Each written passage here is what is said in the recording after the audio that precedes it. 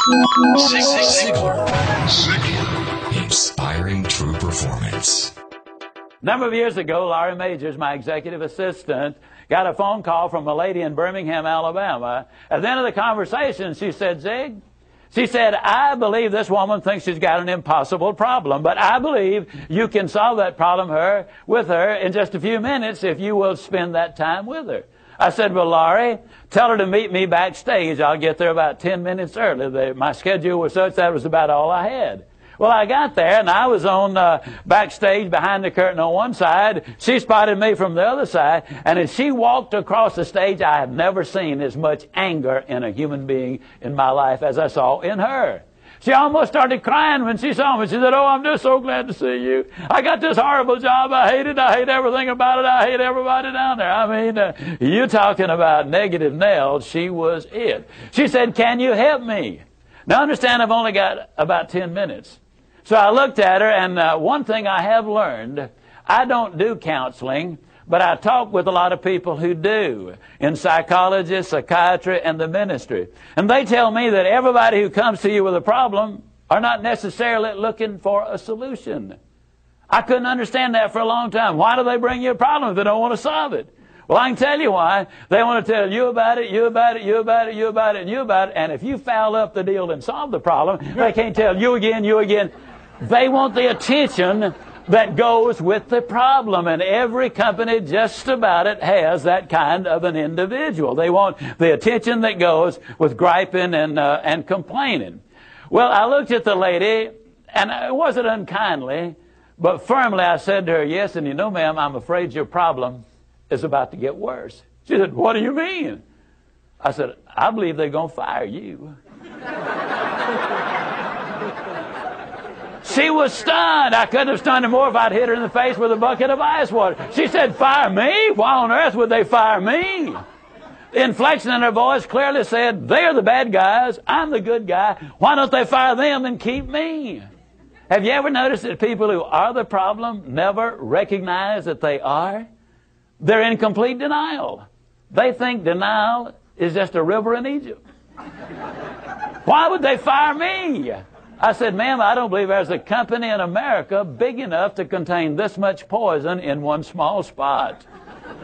Have you ever noticed that when somebody is about to lose something they've been complaining about, whether it's a car, a home, a mate, a job, or whatever, when all of a sudden it appears they're going to lose them, it takes on brand new value. She looked at me and said, well, what can I do? I said, do you really want to know? She said, yes, I do. That's the reason I came to see you. I came looking for help, but you sure haven't been any help so far. I said, well, ma'am, I've got an idea, and I will absolutely guarantee you it positively, definitely, absolutely will work if you will just do it. She said, I'll try anything within reason. I said, okay, when you get home tonight, all of your household tasks are complete. It's bedtime. Get off in a room right by yourself. Get a sheet of paper out, and at the top of it write, I like my job because. She interrupted me. She said, that'll be easy. I don't like nothing about that job. Don't like nothing about those people down there. And I said, well, just as a matter of curiosity, do you work there for benevolent reasons, or do they pay you for working there? She said, well, I got to confess, they pay me. And I said, and you don't like to be paid? Oh, she said, yes, I do. I said, okay, tell you what you do. Open your notebook right now. We'll start our list of the things you like about your job. They pay you for working there, and you do like it, don't you? She said, absolutely. But she just stood there. I said, no, open your notebook now, and we'll get busy on the list. She just stood there. I said, ma'am, let me tell you what my experience in life has been. I've discovered that in 100% of the cases, no exceptions, people who won't take step number one never take step number two. You see, she had come to me with an impossible dream. Her dream was that nice Mr. Ziglar was going to solve all of her problems, and she would live happily ever after. Well, folks, I got news for you. I can't solve her problems. I can't solve your problems. But I will give you some steps that I'll absolutely, definitely, and positively will work for you, as it worked eventually for her.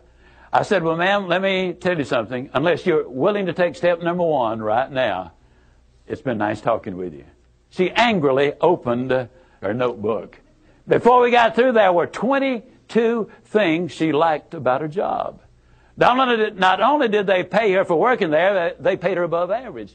She had 3 weeks vacation with pay. She had a retirement program. She was in on profit sharing. She had health insurance, life insurance, and accident insurance. She lived less than 10 minutes from home. She was in on management decisions. The company sent her to 3 seminars a year to be paid for. She had her own private office and parking place. 22 things that she liked about her job. Now I said, man, when you get home tonight, everything is finished. Get off in a room right by yourself. Close the doors. Change one word from I like my job to I love my job. Get in front of that mirror. And folks, I cannot say this strongly enough, but I'm going to try. The eyes are the windows of the soul. Look yourself in the eye. And with excitement and enthusiasm, say, I love my job because they pay me for working there. I love my job because they pay me above average for working there. I love my job because they have a wonderful insurance program. I love my job before every one of the statements. You will sleep better that night. You see, there's something hidden in what I'm saying to you now. When she says, I like my job, she's really saying, I'm grateful for my job. And of all of the emotions we can have, according to Hans Selye, the #1 stress specialist in America, the healthiest of all human emotions is gratitude. I said, you go down that list. I like my job. I love my job, rather. That is a way of gratitude. You'll sleep better the first night. Tomorrow morning, when you get up, get back in front of the mirror just before you go to work. Get back in front of the mirror and repeat the process again with excitement and enthusiasm. I love my job because, and take the list with you. Because the reality is, you see, you will have started to change from a fault finder to a good finder.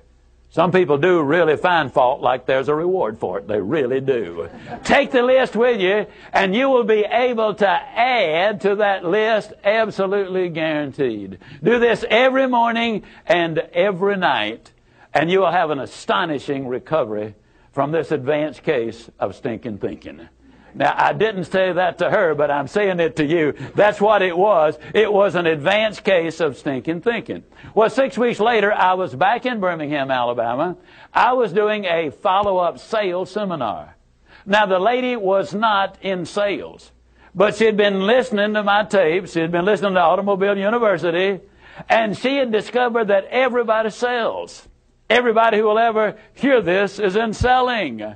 Whether you're a school teacher, a civil service worker, a military personnel, an executive secretary, it doesn't make any difference. What you do, you sell every day of your life. There she was at the sales seminar, seated on the front row, grinning so wide she could have eaten a banana sideways. I'm telling you, you're talking about somebody that was excited. She was turned on. I said, well, how you done? She grinned even more broadly and said, Mr. Ziglar, I'm doing wonderfully well. And thank you for asking. She said, you cannot believe how much those people down there have changed.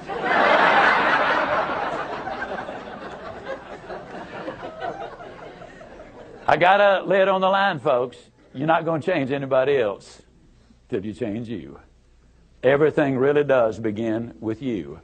Now, you see, the unfortunate thing, this lady had been raised in a very negative environment. First, her parents had told her that she'd never amount to anything. They had said, you know, you're always late, you're always sloppy, why can't you be like your brother or your sister or whatever? When she got married, her husband had continued it, and so her self-talk had become completely negative. Everything that she said about herself was negative. Like Dad said, I'll never amount to anything. Or like my husband says, I can't do anything right. But when she started changing the input, then some radical changes took place. Ziglar. Inspiring true performance.